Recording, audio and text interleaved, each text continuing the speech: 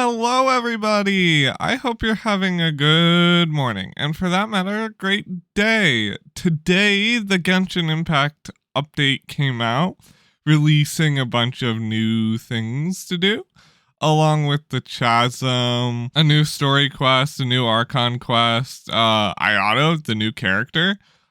Just a giant slew of things that you can do, and I find that really cool.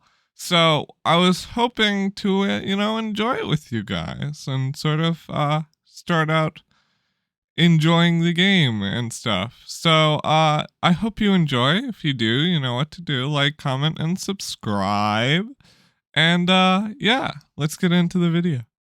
So for this first part, I wanted to conquer the age-old question that everyone always asks. Everyone always asks us. Every single time you do anything relating to a new event or a new update that adds a new character. Should I get Ayoto? Well, let's take a look at Ayoto. His trial.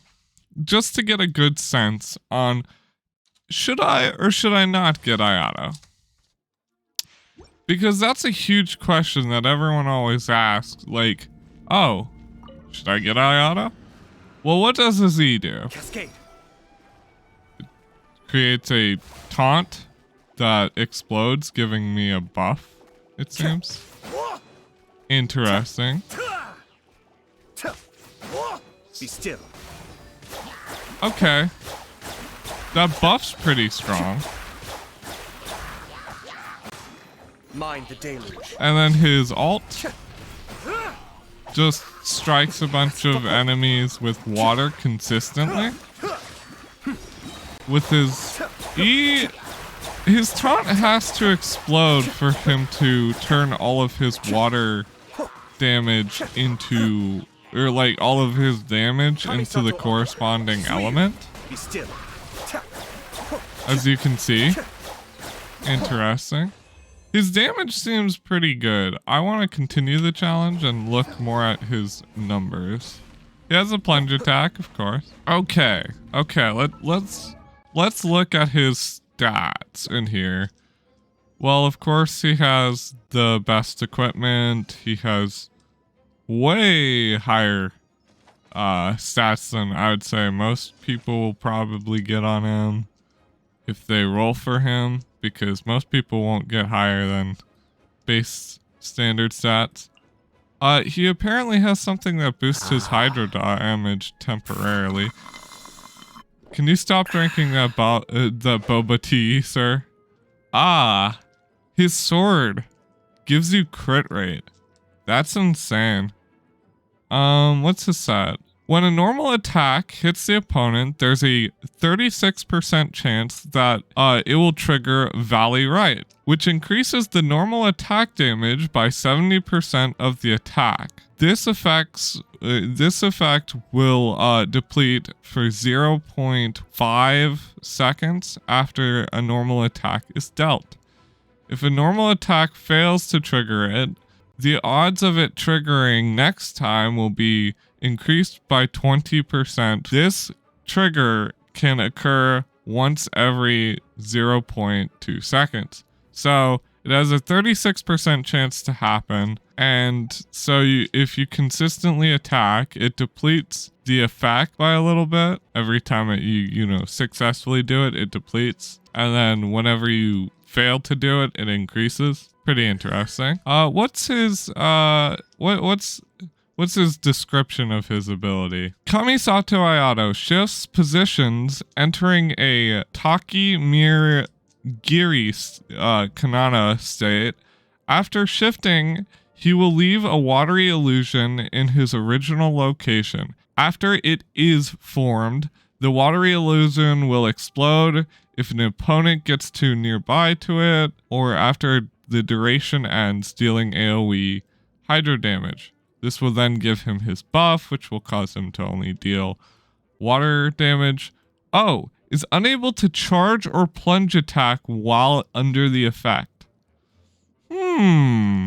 So he has a very similar issue to a certain other someone that I can think of, a hydro damage who can't plunge attack when in their better stance.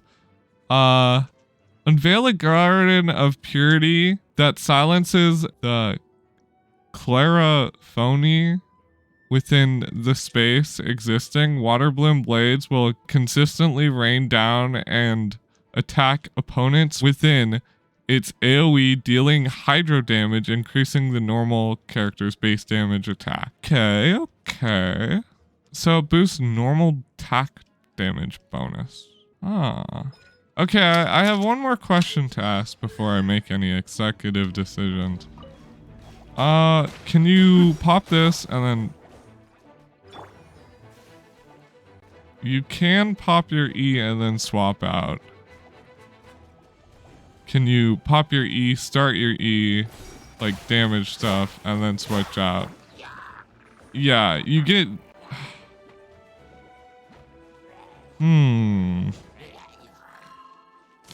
His ult is very support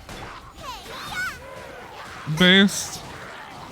Like, he could definitely fit on a, as a support character in a, Cascade. he seems like a hybrid. That's what I'm gonna say he is. He seems like a hybrid DPS character. What's his constellations?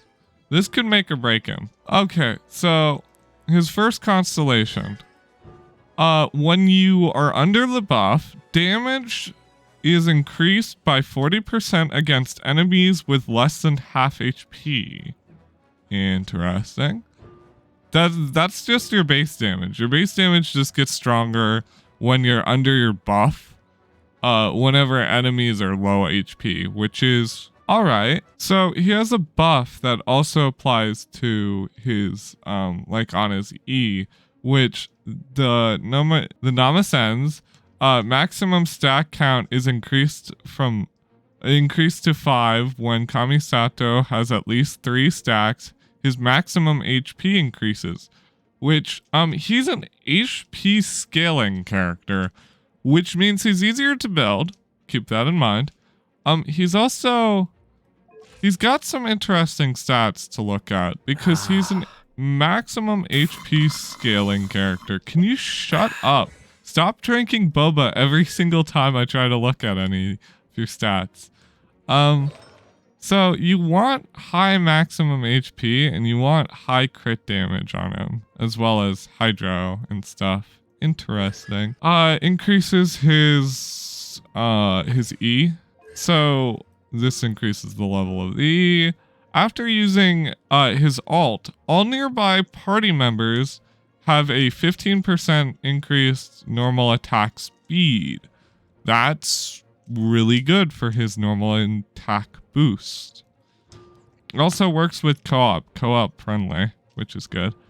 His ult gets higher leveled.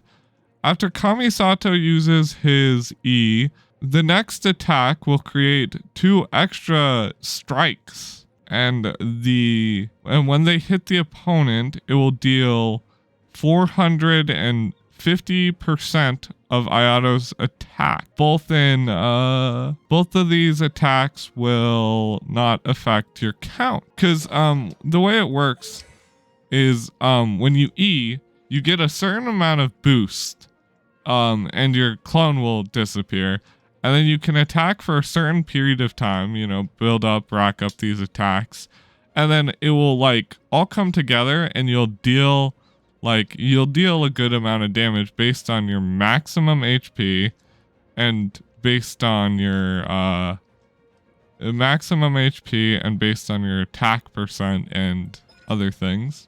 So he has a bunch of weird scaling things. He wants high HP, he wants high attack, and he wants high crit rate and damage rate and high hydro damage, which is, it makes him a little bit harder to build than you would originally think. So, I think you should pull him. One, if you like the character. I don't think you should ever skip a character that you like. If you like Ayoto, and whether he's meta or not, pull him. Make sure to pull him. He is not a trash character.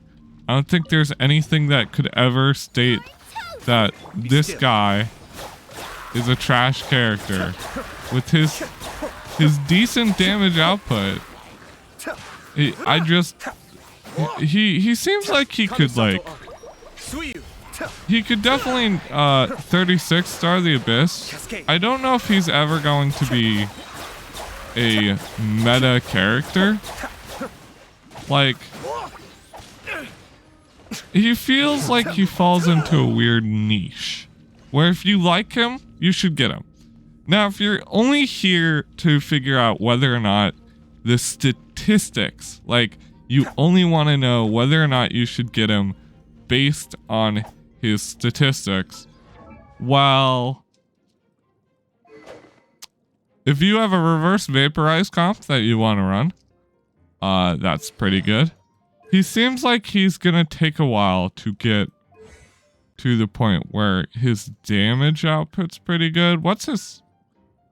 Cooks a perfect dish, has a 16% chance. Oh, he has the duplicate of Hu Tao's ability. Okay.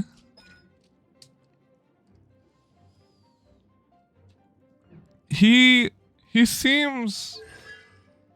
My biggest concern with him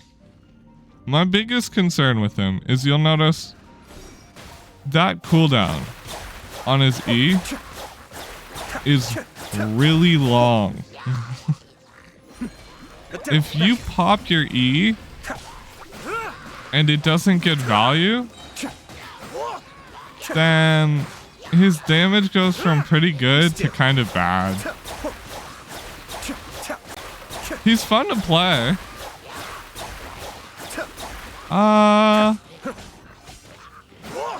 But would I recommend him to any old person? I'm gonna have to say, nah. I wouldn't recommend him if you're like looking for meta. I don't think he's gonna be in the meta. If he is, he's gonna find a niche comp where he's gonna work really well, like Shinha did. And they're just gonna make a one style comp that's just gonna delete people. But other than that, yeah, I wouldn't necessarily recommend him as a like meta seeking character. He doesn't seem like god tier, but he seems pretty good. I think, you know, I'd rate him a like solid 7 out of 10 character. Like, definitely good. You should definitely buy him if you want him.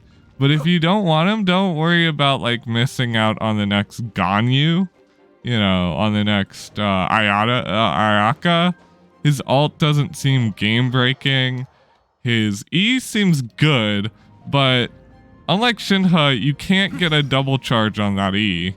So that's kind of a deal breaker. If one of his constellations gave him an extra E, I think he would be like an 8 or a 9, but since he doesn't and he has such a long cooldown on that E, there's a little bit of downtime. And a little bit of downtime and like the Spiral Abyss is a big deal. So, you know, I'd recommend him to people who really like Ayoto. I think he's a fun character. Other than that, yeah, I think his weapon's pretty good, but you should never roll on the weapon banner if you're, you know, a free-to-play person. If you're not free-to-play, go ahead. It's a pretty decent weapon. It's got crit rate as its substat, and it's a sword. I mean, it sort of speaks for itself. There's not a lot of crit rate swords out there, so unlike polearms, like you have the Staff of Homo for polearms, but this one, it's just right there. Go get it. But and its damage isn't too high, but it's a reasonable 532. I think that falls somewhere in the realm of most damages. I will not be rolling on this character. I have made an executive decision. I will not roll for Ayoto because he drinks too much boba tea and it irritates me already. I couldn't imagine for 5 seconds playing this character for too long, standing still, and have him drink boba all the time. That's just... But that's my thoughts on the matter. Dude, stop. Stop drinking your boba. I'm trying to talk to people. This is exactly what I'm talking about. But yes, I'd recommend him, but not to everyone. Only get him if you really like Ayoto. Well, guys, that wraps up my decision on whether or not you should get Ayoto. If you agree with me, leave a like. If you disagree with me, leave a comment explaining why you think Ayoto is going to be the next big thing and I'm just missing out because I'm a stupid person who thinks Ayoto is meh. But and if you genuinely just like this video, yeah, make sure to subscribe. I will see you all later, or probably tomorrow, with more Genshin videos. Love you guys, and I'll see you tomorrow. Goodbye!